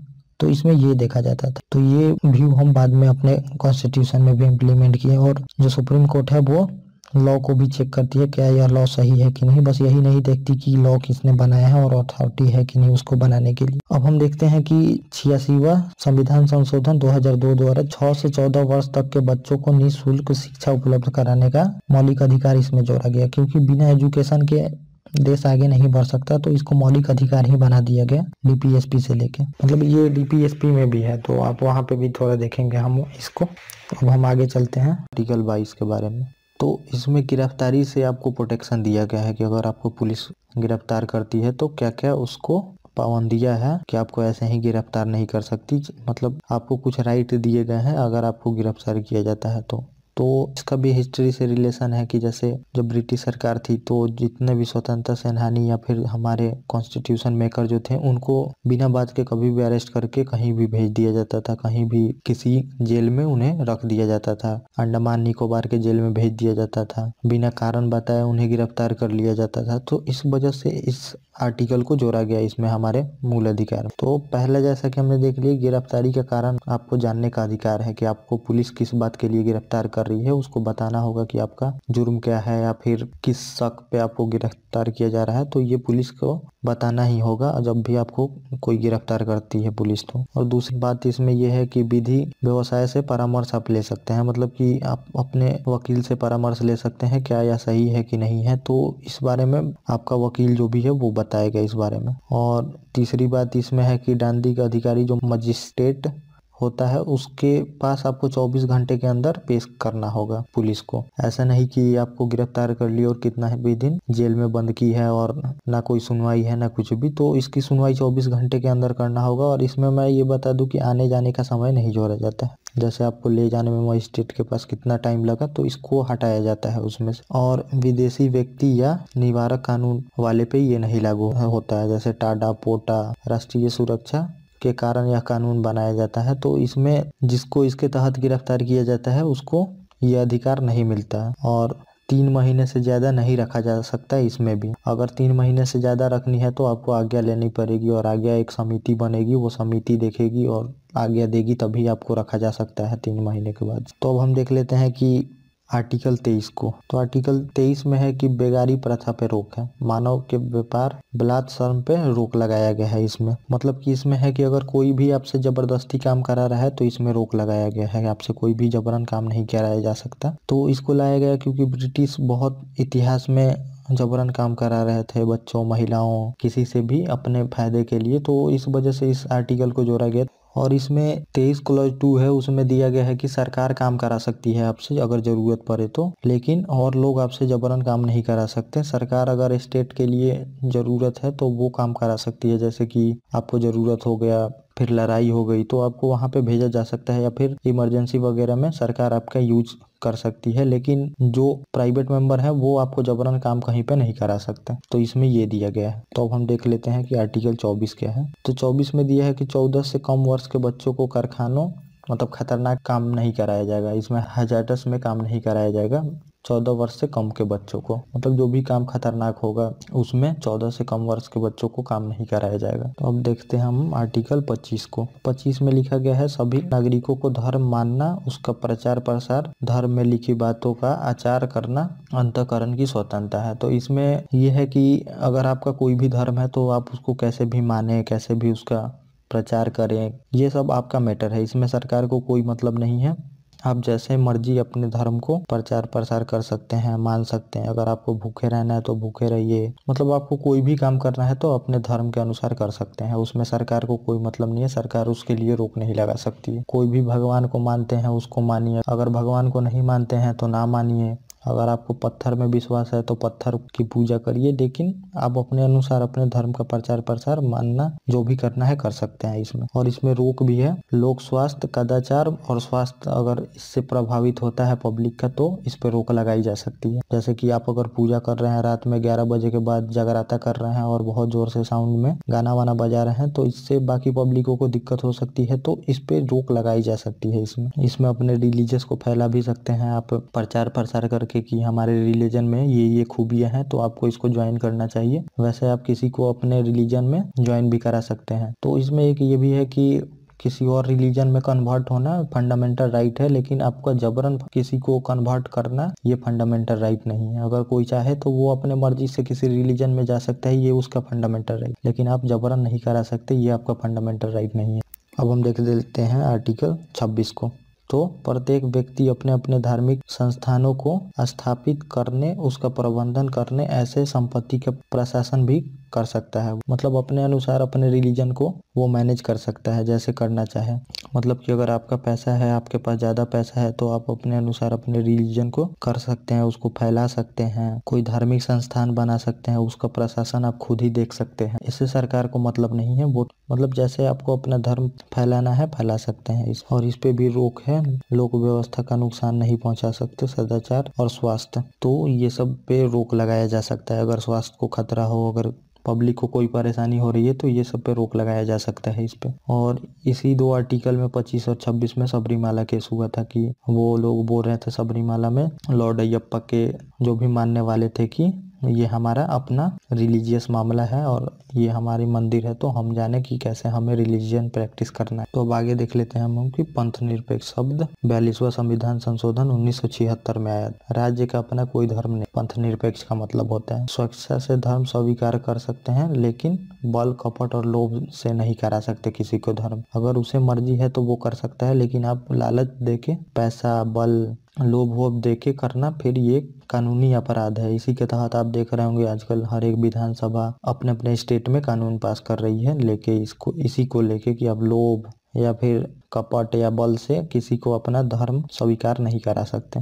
तो अब हम देख लेते हैं आर्टिकल 27। एक धर्म को मतलब प्रमोट करने के लिए सरकार टैक्स के पैसे को नहीं यूज कर सकती है। तो यही एक सेकुलर फीचर बताता है हमारे देश का। धर्मनिरपेक्ष मतलब स्पष्ट करता है कि जो स्टेट है वो एक ही धर्म को प्रमोट नहीं कर सकती, मतलब करना हो तो वो सभी धर्म को प्रमोट करेगी, लेकिन एक धर्म को टैक्स के पैसे से मतलब प्रमोट नहीं करेगी। तो आप देखते भी होंगे कि हर एक धर्म के लिए हज यात्रा जाती है, उसके लिए भी सरकार बंदोबस्त करती है। केदारनाथ, ये सब यात्रा जो भी होती है तो उसके लिए सरकार सबको सपोर्ट करती है। ऐसा नहीं है कि एक ही रिलीजन को सपोर्ट किया जाता है, टैक्स के पैसे से सबको सपोर्ट किया जाता है। अब हम देख लेते हैं आर्टिकल 28। तो धार्मिक शिक्षा की रोक जो सरकारी है, मतलब सरकारी संस्थाओं में धार्मिक शिक्षा नहीं दी जा सकती। अब शिक्षण संस्था 4 प्रकार के होते हैं। इसमें मैं ये बता दूं कि एक तो होते हैं कि जैसे फुल सरकारी शिक्षण संस्था है, उसमें मतलब सरकारी शिक्षण स्कूल है। एक होता है प्राइवेट, मतलब जैसे कि प्राइवेट पर्सन चला तो रहा है लेकिन कुछ पैसा सरकार भी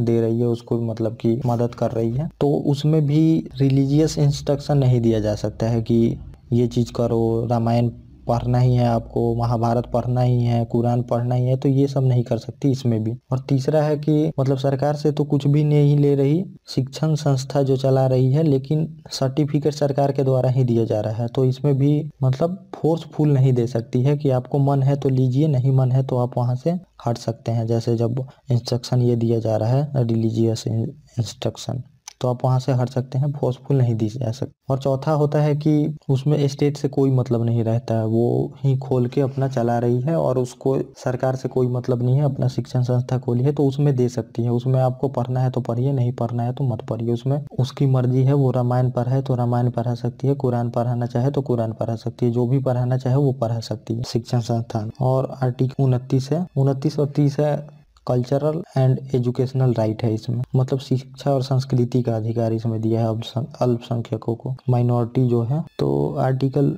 29 में लिखा गया है भाषा, लिपि, संस्कृति बनाए रखने का अधिकार अल्पसंख्यकों को है। इस अल्पसंख्यक शब्द संविधान में उल्लेख नहीं है, ये भी बात आप समझ लीजिए। अल्पसंख्यक मतलब कि जिसकी जनसंख्या ज़्यादा है वो मेजॉरिटी में है और जिसकी जहाँ पे जनसंख्या कम है वो माइनॉरिटी है, यही समझ लीजिए। तो जैसे किसी स्टेट में हिंदू ज़्यादा हैं और मुस्लिम कम है तो मुस्लिम वहाँ पे माइनॉरिटी है, और जहाँ पे जिस स्टेट में मुस्लिम ज़्यादा है हिंदू कम है तो हिंदू वहाँ पे माइनॉरिटी है, अल्पसंख्यक है। इसमें भाषा और लिपि संस्कृति बनाए रखने का अधिकार है, मतलब अगर किसी का कोई भाषा है जो कि कम लोग बोलते हैं तो उनको कंजर्व करने का उनको अधिकार है। कोई उनकी संस्कृति है तो ये सब बनाया गया ताकि लोग अपने कल्चर को प्रोटेक्ट कर सकें, बचाए रखें हमेशा के लिए, इसलिए ये सब अधिकार उनको दिया गया है।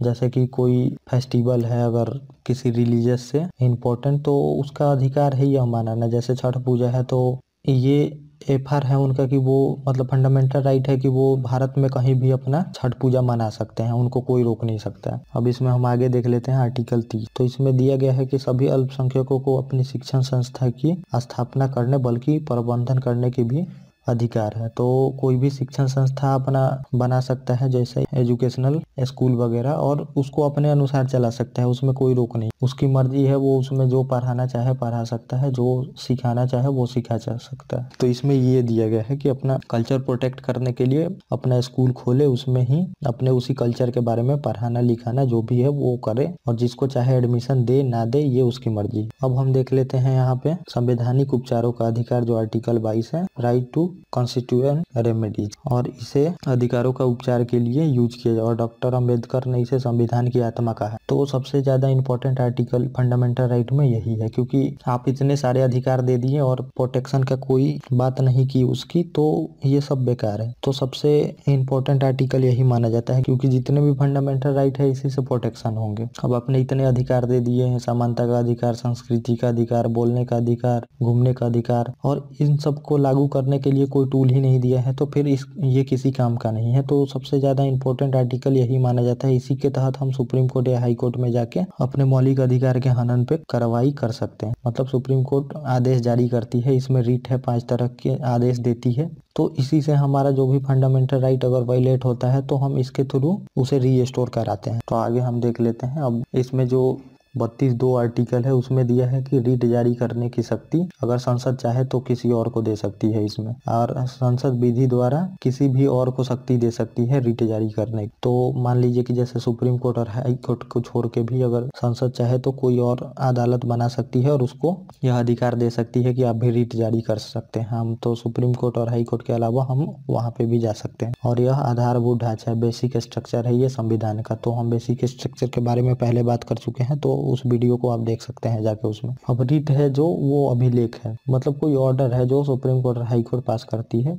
अगर हमारा मौलिक अधिकार हनन होता है। तो इसके बारे में हम देख लेते हैं। बंदी प्रत्यक्षीकरण, हेबियस कॉर्पस बोलते हैं इसको। तो इसमें बंदी व्यक्तियों को छुड़ाने के लिए है, और ये सरकारी अधिकारी को या फिर निजी व्यक्ति या संगठन किसी को भी जारी किया जा सकता है। मतलब बंदी व्यक्तियों को छुटकारा के लिए, जैसे कि आपको अगर कोई बंदी बना लेता है तो आप अगर कोर्ट में जाते हैं तो कोर्ट ये हेबियस कॉर्पस जारी करेगी, और आपको या फिर निजी व्यक्ति या फिर पुलिस अधिकारी जो भी आपको बंदी बनाया हो उसको छोड़ना पड़ेगा, कोर्ट के सामने पेश करना पड़ेगा आपको, और कोर्ट जो फैसला होगा वो करेगी। और ये सुप्रीम कोर्ट और हाई कोर्ट, सुप्रीम कोर्ट 32 के तहत और हाई कोर्ट 226 आर्टिकल के तहत जारी करती है। तो यहीं पे हम बात कर लेते हैं कि हाई कोर्ट और सुप्रीम कोर्ट किसको ज्यादा पावर है रीट में। तो रीट में आर्टिकल 32 के तहत सुप्रीम कोर्ट, ये आपका फंडामेंटल राइट है, आप वहाँ पे जा सकते हैं। और आर्टिकल 226 के तहत हाई कोर्ट, ये आपका फंडामेंटल राइट नहीं है, ये आपका लीगल राइट है। तो इसके तहत आप फंडामेंटल राइट के वॉल्यूशन पे तो जा ही सकते हैं साथ में, और कोई भी लीगल राइट आपका अगर हनन होता है तब भी जा सकते हैं इस हाई कोर्ट के पास 226 के तहत। और सुप्रीम कोर्ट के तहत 232 के तहत आप जा सकते हैं पूरे इंडिया में अगर कहीं पे भी वायलेट होता है अगर आपका फंडामेंटल राइट। लेकिन हाई कोर्ट के तहत 226 आर्टिकल के तहत आप बस उसी एरिया में जा सकते हैं, जैसे कोई स्टेट में हाई कोर्ट है तो आप उसी स्टेट के एरिया तक ही सीमित हैं। और आर्टिकल 32 के तहत सुप्रीम कोर्ट में, ये आपका आर्टिकल 32 भी फंडामेंटल राइट है, सुप्रीम कोर्ट को देना ही पड़ेगा। लेकिन आर्टिकल 226 के तहत हाई कोर्ट आपको मना भी कर सकती है, क्योंकि ये आपका फंडामेंटल राइट नहीं है, तो हाई कोर्ट मना भी कर सकती है आपको राइट मतलब देने के लिए। तो अब हम देख लेते हैं दूसरा हमारा जो रीट है परमादेश, मैंडेमस जिसको हम बोलते हैं। तो यह एक आज्ञा है जो संस्था अपना काम नहीं कर रही है उसको करने को बोलती है, प्लस व्यक्ति को भी। तो यह कार्यपालिका मतलब एग्जीक्यूटिव को ही जारी किया जाता है। अगर कोई संस्था अपना काम नहीं कर रही है तो उसके प्रति जारी किया जाता है। जो काम जिस संस्था का है अगर वो नहीं कर रही और उससे आपका राइट वायलेट हो रहा है तो उसके लिए जारी किया जाता है ये। और तीसरा हम देख लेते हैं प्रतिषेध, प्रोहिबिशन। प्रोहिबिशन मतलब अधीनस्थ न्यायालय पर जारी किया जाता है ये, ताकि न्यायालय अपने अधिकार क्षेत्र में काम करे, मतलब अपना काम करो। इसमें ये बोला जाता है कि जो आपके एरिया में है वो काम करे। ये नहीं कि दिल्ली हाई कोर्ट है और मुंबई में केस चल रहा है और बोले कि हम मुंबई का भी केस देखेंगे, तो ऐसा नहीं हो सकता है। जो तुम्हारा दिल्ली का एरिया है उतना ही में आप देख सकते हो। और चौथा है अधिकार परीक्षा, मतलब क्यू वारंटो। कोई पद अगर अवैध रूप से धारण किया है तो उसको हटाया जाएगा। अगर आपको आपकी क्वालिफिकेशन नहीं है उस पद पे रहने के लिए और मान लीजिए आप पुलिस बन गए हैं और अवैध तरीके से किसी को परेशान कर रहे हैं, या फिर कोई वकील हो या फिर कोई जज हो, मतलब क्वालिफिकेशन नहीं है आपके पास जज बनने की और फिर आप जज बन गए हैं, तो सुप्रीम कोर्ट इसमें आपके क्वालिफिकेशन देख के आपको हटा सकती है इसमें। मतलब अधिकार पीछा आप किस अधिकार से इसमें काम कर रहे हैं। और पांचवा है इसमें उत्प्रेषण, सर्टियोरी बोलते हैं इसमें। तो इसमें है जब संस्था का वह काम नहीं होता तो उसे काम करने से मना करती है सुप्रीम कोर्ट। तो ये दोनों लगभग सेम ही है। तो इसमें है कि संस्था का वो काम नहीं है और वो काम कर रही है तो इसको सुप्रीम कोर्ट मना करेगी, या फिर हाई कोर्ट की आपका ये काम नहीं है तो आप ये काम नहीं करें। तो दोनों लगभग सेम ही है। इसमें होता है कि इसमें केस जब चल रहा होता है तभी बुलाया जाता है, और उसमें होता है कि काम हो चुका होता है, जैसे फैसला कर देती है तो उसको निरस्त करके सुप्रीम कोर्ट प्रोहिबिशन करती है और अपने पास बुला लेती है। अब हम देख लेते हैं हाई कोर्ट। तो विधिक और रिट दोनों में सहायता करती है। तो हाई कोर्ट की ज्यादा पावर मानी जाती है इसमें, जो कि मैंने ऊपर बताया अभी। और लोकहित, इसमें कोई अगर किसी और के लिए अपील करता है उसमें मानते हैं हम लोग। जैसे कि अगर मेरा फंडामेंटल राइट वायलेट हो रहा है और मैं नहीं जा रहा हूँ केस फाइल करने, मेरे बदले में कोई और मेरे लिए फाइल करता है, तो इसको हम लोकहित में बोलते हैं मुकदमा। तो अब हम देख लेते आर्टिकल 33 को। तो आर्टिकल 33 में भाग 3 के अधिकारों, मतलब जो मूल अधिकार है फंडामेंटल राइट, उसको कम किया जा सकता है। सेना कुछ एजेंसियों के लिए, मतलब जांच एजेंसियां हैं जो लिए, ताकि अनुशासन बनाया जा सके संसद द्वारा। तो इसमें जो हमारे सैनिक हैं, अर्धसैनिक बल हुए, जांच एजेंसियां हैं, तो उनको इतना जो फंडामेंटल राइट अभी पढ़े हैं आप 12 से लेके अभी 32 तक, तो सेना और जांच एजेंसियों को कम किया जा सकता है, या फिर कुछ अधिकार इसमें से नहीं दिया जा सकता है। जैसे कि बोलने की स्वतंत्रता, संघ बनाने की स्वतंत्रता, कहीं एक जगह इकट्ठा होने की स्वतंत्रता, तो इस सब से अनुशासन बिगड़ता है। तो ये सब अधिकार उन्हें नहीं दिया जा सकता, क्योंकि इस वजह से देश को खतरा हो सकता है। जैसे कोई संगठन जब सेना ही बनाने लगे तो दिक्कत हो सकती है, सैनिक शासन वगैरह लागू हो सकता है, इस वजह से इसको किया गया है। तो सेना आदि जो भी है तो इतना फंडामेंटल राइट वो नहीं मांग कर सकते जितना कि नॉर्मल पब्लिक, आम पब्लिक मांग करती है। अब हम आर्टिकल 34 देखते हैं इसमें। तो 34 में है संसद विधि द्वारा अगर हमारे अधिकार सैन्य शासन में हनन हुए हैं तो पूर्ति कर सकती है। तो ये मार्शल लॉ से संबंधित है। तो ये आसपा कानून वगैरह में यूज होता है। जैसे कि आप देखते होंगे कोई एरिया नक्सलाइड है जहाँ पे ज्यादा नक्सल प्रभावित है, तो वहाँ पे आसपा कानून लगा दिया जाता है। जैसे कि जम्मू कश्मीर में ज्यादा टेररिस्ट हमला होता है, तो आपने कभी सोचा है कि आखिर में उनको कैसे सेना मार देती है? तो उनका भी तो फंडामेंटल राइट होगा कि बिना लॉ के नहीं मार सकती, बिना जज के पास ले जाए उनको सजा नहीं दिया जा सकता। तो ये सब इसी लॉ के वजह से होता है, जो मार्शल लॉ लगा होता है वहाँ पे। तो उसमें ये अधिकार होता है सैनिकों को कि वो डायरेक्टली किसी को भी मार सकते हैं। तो ये उसके लिए है, मतलब ये लॉ जहाँ पे लगेगी उनमें ये मौलिक अधिकार इतना नहीं मिल सकता है इसके लिए। और आर्टिकल 35 है इसमें, राज्य विधानमंडल को अधिकार नहीं है 16, 32, 33, 34, 17 और 23 पे कानून बनाने का। इस पे बस संसद ही कानून बना सकती है, राज्य विधानमंडल कानून नहीं बना सकती कोई भी। तो ये है, तो ये हमने फंडामेंटल राइट इतना देखा इसमें। अब हम यहाँ पे थोड़ा जो कॉन्सेप्चुअल चीज होते हैं मेंस के तो रिलेटेड वो हम देखेंगे। तो पहले मैं बात करूंगा और आप लोगों को बताऊंगा कि जनहित याचिका क्या है, पब्लिक इंटरेस्ट लिटिगेशन। तो ये है मूल अधिकार या अन्य अधिकारों का संरक्षण होता है इसमें। तो इसमें जैसे होता है कि अगर आपका मूल अधिकार हनन होता है तो आपके वजह में कोई और भी केस फाइल कर सकता है सुप्रीम कोर्ट या हाई कोर्ट में। तो अगर मैं सक्षम नहीं हूँ अपने अधिकार की मांग करने के लिए कहीं पे, तो मेरे लिए कोई और केस फाइल कर देता है और सुप्रीम कोर्ट इसमें देखती है। जैसे कि मान लीजिए बहुत सारा कैदी हैं जेल में और उनके साथ उनका मूल अधिकार का हनन हो रहा है, तो इसमें कोई वकील जाके केस सुप्रीम कोर्ट में फाइल कर सकता है कि उनके मौलिक अधिकारों का हनन हो रहा है और इसमें कोर्ट उनके मौलिक अधिकारों को रिस्टोर करती है। तो हम कहीं पे भी जारी कर सकते हैं। अगर किसी का भी देख रहे हैं कि मौलिक अधिकार हनन हो रहा है तो हम सुप्रीम कोर्ट में ये या फिर हाई कोर्ट में अपील कर सकते हैं कि सर उनका मौलिक अधिकार हनन हो रहा है। तो इस पे कमेटी बनती है और चेक करती है कि क्या यह सही है कि नहीं। उसके बाद जाके केस सुप्रीम कोर्ट में जाती है, उसके बाद सुप्रीम कोर्ट चेक करती है। तो इसके फायदे क्या हुए ये हम जानते हैं कि जब लोगों के लिए करने लगे केस फाइल तो इसमें फायदा हुआ क्या। तो चुनाव लड़ने वाले प्रत्याशियों को अपना ब्यौरा बताना पड़ा, शैक्षणिक संस्था का योग्यता ये सब बताना पड़ा जो भी चुनाव लड़ते हैं उनको। तो सुप्रीम कोर्ट में बहुत सारा मतलब ऐसे केस फाइल हुए कि इसमें हमारा मौलिक अधिकार हनन हो रहा है, क्योंकि प्रत्याशियों को ब्यौरा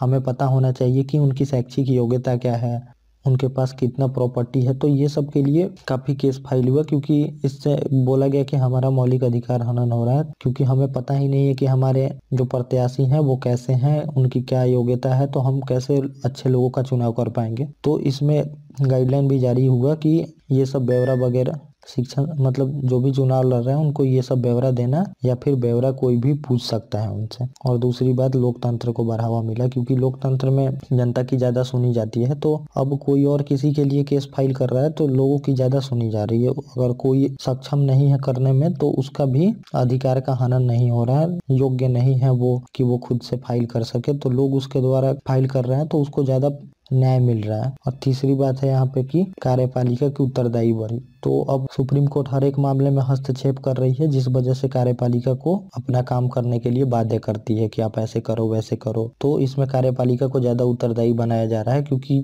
लोग अपना अधिकार ज्यादा मांग कर रहे हैं और कार्यपालिका अपने मन की नहीं कर पा रही। इस वजह से व्यक्ति को अधिकार को बढ़ावा मिला। तो ऊपर मैंने बता भी दिया कि व्यक्ति के अधिकार बढ़ने लगे, अब लोग ज्यादा जागरूक होने लगे। अगर मैं सक्षम नहीं हूँ तो मेरे लिए कोई और केस फाइल कर देता है, जिसमें सुप्रीम कोर्ट रिट जारी करती है। तो व्यक्तियों के अधिकार बढ़ने लगे इसमें, तो लोगों को ज्यादा न्याय मिलने लगे। तो ये हम बात कर ही चुके हैं ऊपर की लोगों को ज्यादा न्याय मिलने लगे। बहुत सारा केस फाइल होने लगा लोग, जैसे कि बहुत सारे कैदी हैं जो जेल में ऐसे ही पड़े हैं, उनके नाम पे कोई मुकदमा है जो काम का भी नहीं है, लेकिन वैसे ही उनको अरेस्ट करके छोड़ दिया गया है, डाल दिया गया है। ना कोई सुनवाई है, ना कोर्ट में वो केस जा रही है, बस ऐसे ही अरेस्ट करके उन्हें रख दिया गया है। तो बहुत सारा केस फाइल हुआ जिसमें कैदियों को सुप्रीम कोर्ट ने रिहा किया है। तो न्याय मिलना काफी आसान हो गया इसमें। अब हम देख लेते हैं कि इसका ये जो हुआ जब लोग फाइल करने लगे दूसरे के, तो इससे निगेटिव पॉइंट क्या है इसमें। तो इसमें न्यायालय पर बोझ बढ़ गया। तो बहुत सारे केस बढ़ गए न्यायालय पे, क्योंकि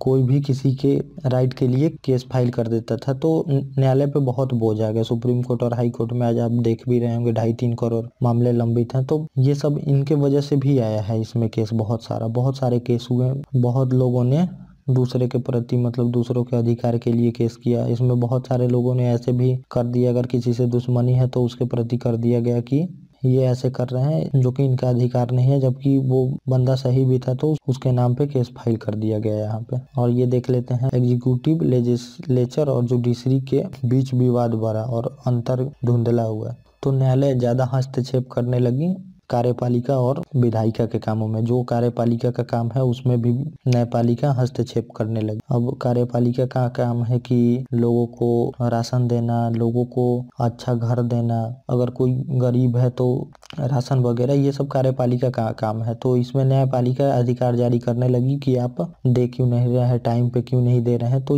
इन सब के वजह से कार्यपालिका और न्यायपालिका में कॉन्फ्लिक्ट होने लगा। और चौथा इसमें हम तीसरा देख लेते हैं, इसमें हम न्यायपालिका उन समस्याओं में उलझ गई जो कार्यपालिका की थी। तो न्यायपालिका अब उस काम को करने लगी कि जो कार्यपालिका का काम है, जो सरकार का काम है उसमें न्यायपालिका हस्तक्षेप करने लगी, जो कि मैंने ऊपर बता भी दिए। तो न्यायपालिका पे बोझ बढ़ते चला गया, क्योंकि काम बढ़ गया न्यायपालिका पे। अब इतने सारे केस आने लगे तो सुप्रीम कोर्ट और हाई कोर्ट पे केस का दबाव बहुत ज्यादा बढ़ गया। और फायदा उठाना, ये जो मैंने ऊपर बताया भी कि किसी को परेशान करने के लिए भी केस फाइल किया जाने लगा। तो अब हम आगे चलते हैं, अपने आगे कुछ और टॉपिक है उसको देख लेते हैं। तो अब यहाँ पे 2 टॉपिक और है, उसको हम देख के और फिर ये हमारा चैप्टर खत्म हो जाए। तो इसमें है न्यायिक सक्रियता, जुडिशियल एक्टिविज्म। तो ये आर्टिकल 32(2) के तहत जनहित याचिका की तरह ही है। कार्यपालिका और विधानमंडल के कार्य क्षेत्र में हस्तक्षेप करना और उनके कर्तव्यों को पालन करने के लिए विवश करना, यही जुडिशियल एक्टिविज्म है। तो मतलब कि कार्यपालिका और विधायिका का जो काम है उसमें अगर वो सही से नहीं कर रही है तो सुप्रीम कोर्ट इसमें, या फिर सुप्रीम कोर्ट मतलब न्यायपालिका इसमें बाध्य करती है कि ये आपका काम है तो इसको आप करिए। यही है जुडिशियल एक्टिविज्म। तो इसमें बहुत सारे फैसले दिए गए जो कि सुप्रीम कोर्ट को कार्यपालिका और विधायिका पे दबाव बना काम करने के लिए। तो अब इसमें हम देख लेते हैं इसके प्लस पॉइंट क्या है और इसका माइनस पॉइंट क्या है, मतलब निगेटिव और पॉजिटिव देख लेते हैं कि इस वजह से क्या निगेटिव, क्या फायदा है, क्या नुकसान है। तो नागरिकों के अधिकार की रक्षा हुई, तो जैसा कि हमने अभी पीछे पढ़ा था तो उसमें भी PIL था, उसमें भी यही बात थी कि नागरिकों के अधिकार बढ़ गए। तो इसमें भी नागरिकों के अधिकार बढ़ गए बहुत ज़्यादा। तो अब वैसे भी अब देखते होंगे कि हर एक मतलब कोई भी छोटे मोटे केस में लोग तुरंत सुप्रीम कोर्ट, हाई कोर्ट चला जाता है। तो इस वजह से लोगों के अधिकार बहुत ही बढ़ गए हैं और लेजिस्लेटर और एग्जीक्यूटिव की उत्तरदायित्व बढ़ी। तो अब हमेशा देखते होंगे कि न्यायपालिका हमेशा बोलती है कि इस लॉ की जरूरत है तो आप क्यों नहीं पास कर रहे हैं। तो सरकार और लेजिस्लेटर जो भी है, विधायिका और कार्यपालिका पे उत्तरदायित्व इनकी बढ़ती जा रही है। तो बहुत सारे लॉ पास करने पड़ रहे हैं गवर्नमेंट को, क्योंकि न्यायपालिका बोलती है इस जगह पे लॉ की जरूरत है तो आप पास क्यों नहीं कर रहे हैं। जैसे कि सुप्रीम कोर्ट ये ट्रिपल तलाक पे भी बोली थी, गाइडलाइन जारी की कि आप लॉ पास करें, तो गवर्नमेंट को पास करना पड़ा और इसमें गरीबों को न्याय भी मिलने लगा। तो अब न्यायपालिका खुद ब खुद जिसको न्याय की जरूरत है उसके लिए न्याय देने लगी। अब ऐसा भी हो गया था कि न्यायपालिका पेपर में पढ़ती थी कि अगर ये खबर आया है तो न्यायपालिका इस पे भी फैसला देने लगती थी। तो इस वजह से लोगों के अधिकारों की और गरीबों को काफी न्याय मिलने लगा था इसमें, और न्यायपालिका में लोगों का भरोसा बढ़ने लगा। तो न्यायपालिका में तो भरोसा है ही। और एक क्वेश्चन भी आया था कि who is the custodian of Indian constitution, तो मतलब संविधान का संरक्षण कौन है। तो इसमें आंसर था न्यायपालिका। तो काफी सारे लोगों ने राष्ट्रपति भी आंसर में लगाया था। लेकिन आप इतने केस के वजह से देख ही सकते हैं कि हर एक जगह न्यायपालिका की कितनी इंपॉर्टेंट है। तो इसमें सोच के भी लोग लगा सकता था।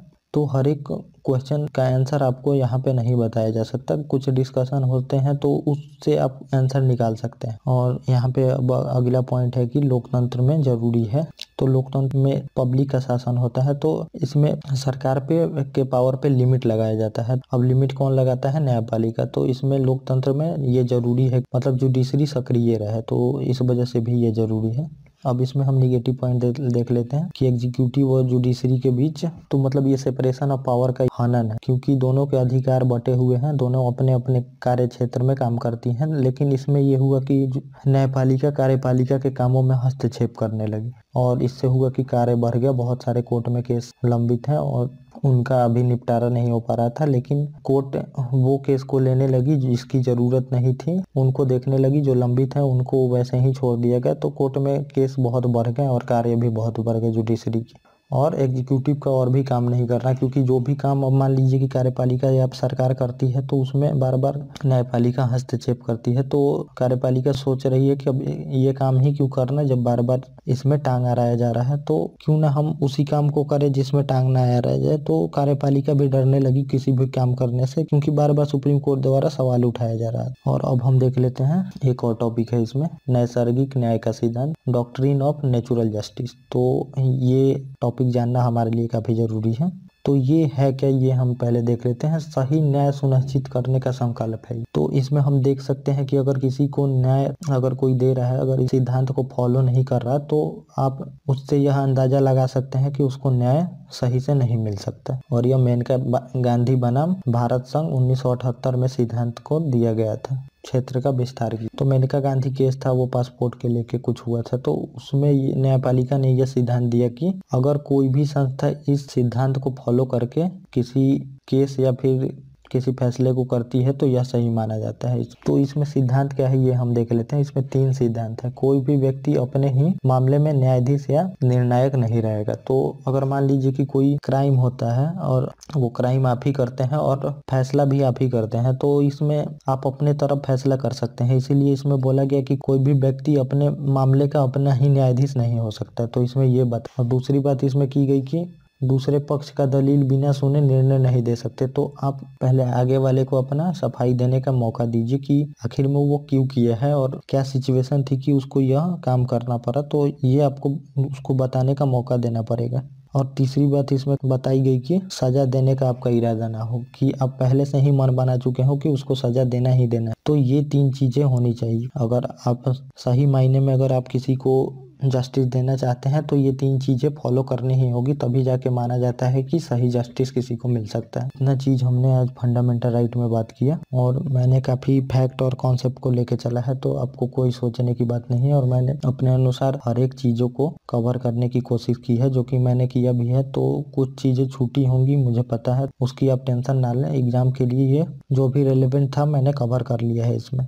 और ये नहीं है कि जो लिखा है वही चीज़ें होती हैं। ये डिस्कस मैं इसीलिए करता हूँ ताकि डिस्कशन से वो पॉइंट क्लियर हो सके, और जो छूटा है वो मैं डिस्कस कर ही लेता हूँ इसमें। तो आपको कुछ सोचने की ज़रूरत नहीं है। और मैं बता दूं कि मैं पहले से लिख के इतना रखता हूँ ताकि कि आप लोगों को कम समय में ज़्यादा चीज़ें दी जा सके। नहीं तो इतना बताने में कम से कम 10 घंटे से कम नहीं लगेंगे अगर एक एक पॉइंट में लिखने लगूँ यहाँ। और ऐसा नहीं है कि मैं 4 पॉइंट लिख के बोर्ड पे बस डिस्कस करता हूँ, क्योंकि आप लोगों को याद रखना काफ़ी इम्पोर्टेंट हो जाता है। और मैं आपको गारंटी के साथ बता सकता हूँ कि जो भी चीज़ आप कितना भी वीडियो देख ले, देखने में वो आपको अच्छा लगेगा, लेकिन एग्जाम में उससे क्वेश्चन आपसे नहीं बने, क्योंकि वो 2-4 पॉइंट ही लिख के उस पर डिस्कशन आधे आधे घंटे करते हैं, जो कि आपको एक हफ्ते बाद याद नहीं रहता है, मुझे पता है, क्योंकि मैं भी इन सब चीज़ों से गुजर के ही आज यहाँ पे पहुँचा हूँ। तो आप कृपया भरोसा रखें मेरे पे, और ये जितना चीज़ दे रहा हूँ मैं ये काफ़ी है, और ये बिल्कुल लिखा होना चाहिए ताकि आप जब भी चाहें रिवीजन कर सकें। नहीं तो वो जो वीडियो आप देखते हैं वो देखने में अच्छा लग सकता है, आपको एंटरटेनमेंट के लिए भी अच्छा है, लेकिन नॉलेज और एग्जाम पास करने के लिए आपको ऐसे पढ़ना ही होगा कि हर एक चीज़ बिल्कुल लिखा होना चाहिए। जब भी आप रिवीजन करना चाहे कर ले, क्योंकि 100 बार रिवीजन करने पे भी लोगों को पूरी तरह से याद नहीं हो पाती ये सब चीज़ें।